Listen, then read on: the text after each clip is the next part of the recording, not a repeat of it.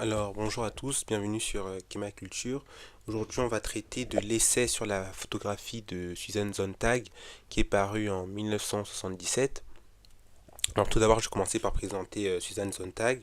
Alors, Susan Sontag, c'est une essayiste, romancière, cinéaste et critique culturelle américaine. C'est une femme qui a été très engagée, notamment dans toutes les questions qui concernaient les guerres.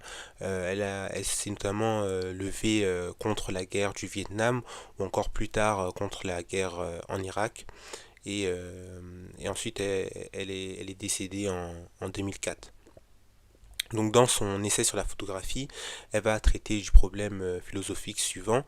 Elle va traiter en fait du problème des relations entre la photographie et la réalité, avec l'idée que la photographie capte des fragments de la réalité, mais en même temps la transforme et l'interprète. Et dans sa thèse, elle va ainsi montrer que la photographie, bien qu'elle prétende capturer la réalité, elle introduit toujours une interprétation ou une subjectivité. Et là, ici, quand je parle de subjectivité ou d'œuvre subjective, c'est en fait une représentation dans laquelle le sujet projette une part de lui-même.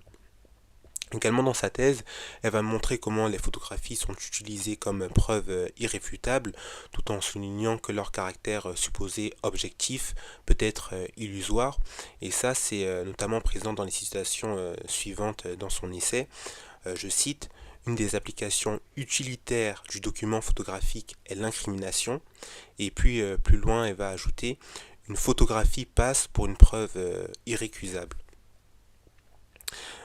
Également, dans la thèse de Susan Sontag, il y a l'idée que l'image peut donc déformer la réalité ou imposer une certaine vision, notamment dans les sphères du pouvoir, comme le montrent les exemples de la police et de l'État qu'elle va prendre.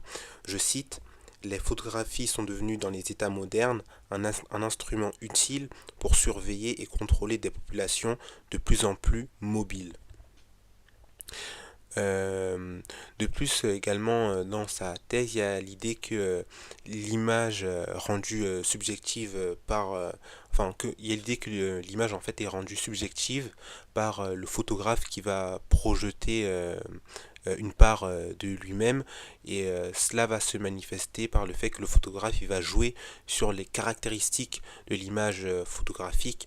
Donc ces caractéristiques, ça peut être par exemple la composition, c'est-à-dire l'agencement des éléments visuels de l'image. Ça peut également être la lumière, parce qu'ici le photographe va influencer la façon dont les objets apparaissent par la création d'ombres. Également, le photographe va pouvoir jouer sur la netteté, c'est-à-dire il va jouer sur la clarté de l'image. Et par exemple, si cette image elle va être très nette, alors on va pouvoir voir les détails précis. Et si cette image elle est floue, on va souvent avoir cette impression de mouvement. Des photographies très parlantes pour illustrer la thèse de Suzanne Sontag. Ça va être les portraits de métayers.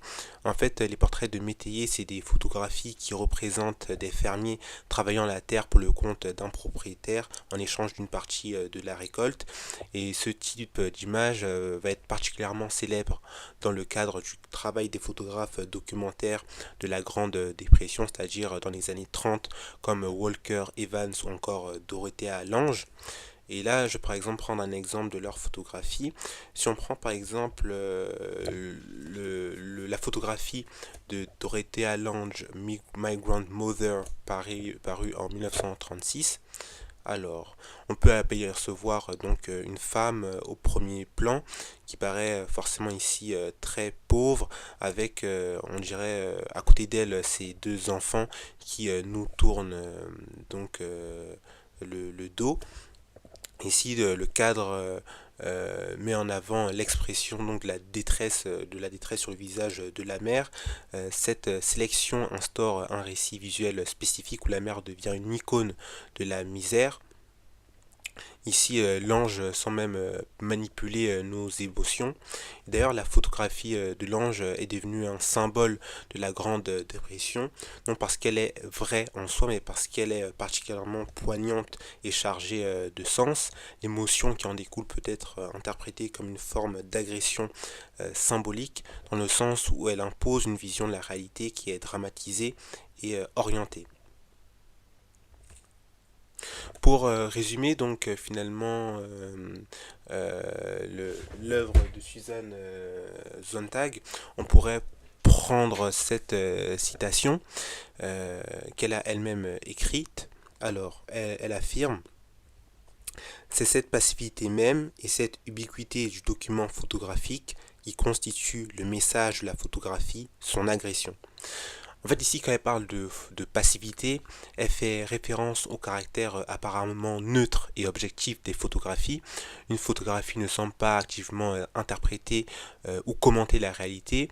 Elle se contente juste de capturer un instant précis. Et cette passivité est souvent perçue comme une absence de parti pris ou de jugement. Cependant, Sontag elle va critiquer cette idée, car même cette neutralité est une illusion. La photographie n'est jamais vraiment passive, elle choisit un cadre, un angle, une lumière, comme on l'a vu avec les caractéristiques de la photographie. Ensuite qu'elle parle d'ubiquité, cela signifie ici que les photographies sont partout omniprésentes dans notre société. D'ailleurs, c'est particulièrement le cas dans les sociétés maintenant du 21e siècle, parce que aujourd'hui, il est très facile pour nous de sortir nos téléphones et de filmer un peu comme on veut. Donc toutes ces photos elles vont envahir notre espace individuel et façonner nos perceptions du monde. On les trouve dans les médias, dans les documents administratifs, dans nos albums personnels, sur les réseaux sociaux, etc. Et en étant si présentes, elles vont donc devenir incontournables et influencer massivement notre manière de voir la réalité. Ensuite, quand Suzanne Sontag parle de message, ce n'est pas seulement ce que l'image montre, mais plutôt la manière dont la photographie prétend nous fournir une réalité irréfutable. En d'autres termes, la photographie nous fait croire qu'elle nous montre le monde tel qu'il est, alors qu'en réalité, elle filtre et interprète la réalité à travers des choix techniques et esthétiques. Et enfin, quand elle parle d'agression, ici le mot ne doit pas être pris au sens littéral comme une attaque physique, mais plutôt au sens figuré. L'agression dont parle Suzanne Sontag est celle que la photographie exerce sur notre manière de percevoir la réalité, en imposant une version de la réalité souvent perçue comme indiscutable à cause de la prétendue objectivité de l'image de l'image. Donc la photographie va influencer nos opinions et nos jugements sans que nous soyons pleinement conscients. Elle agresse ainsi notre esprit en se présentant comme une vérité indéniable alors qu'en réalité elle n'est qu'une interprétation du monde.